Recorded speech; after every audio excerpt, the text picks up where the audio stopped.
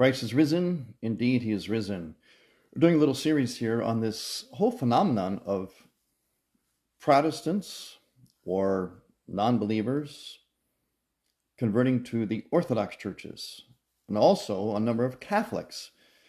Actually, an unprecedented number, not huge, but relatively speaking, unprecedented. It is a phenomenon. We're noticing this in the church. And why this is and how to discern this. What we're doing here is offering points for discernment, because there are, especially men, who have come to me. Largely, this is a man's movement. A lot of men coming back to faith in church, which is good. Maybe God is rebuilding his army of men, faithful men, a remnant to stand up against the evils of our time and the coming evils. But I'm offering just some points for discernment. And with discernment, you have to consider everything. You have to be very honest and very penetrating. So I'm not here to speak against any church. I'm not going to speak here against orthodoxy, especially if you're a Catholic thinking of going Orthodox. What I will speak for, with no apologetics, is the Eastern Catholic churches, because most, if not all, Catholics discerning if they're going to go Orthodox or not don't even know we exist. Don't even know that's an option. So in fairness to them, not against orthodoxy, in fairness to them, I will speak about the Eastern Catholic churches and about what I believe is a very important point for discernment here, and that is unity in the church. As an Eastern Catholic, one of the, I think, great gifts of being an Eastern Catholic is the fact that we are in union with the Western Church, in other words, with the Pope of Rome. Now, that unity certainly historically does have some imperfections about it. Yes, there are troubling matters and so on, but there's also very, very good things.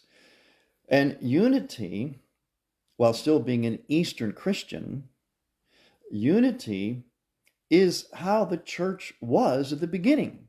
Remember, for the first 1,000 years, yes, there were always little difficulties and head bumping, but unity was the norm for 1,000 years. You have to remember, this schism between the Eastern churches, especially the Eastern Orthodox and the Roman Catholic Church, is not a norm. We sometimes act as though that's the norm and it must be preserved like it's some kind of virtue. No, it is abnormal. It is to be overcome, not preserved and protected. The norm is unity. The church was east and west, but one church, and that's how it should be. So that's one blessing of being an Eastern Catholic. The other blessing is that when you are united with someone, you can avail yourselves of their gifts, and they can avail themselves of your gifts. When you're apart from someone and you're sort of wagging your finger at each other across a chasm, it's harder to do that. And so both sides are less enriched by each other. So the Eastern Catholic churches have the advantage of being enriched by the gifts of the Western Church.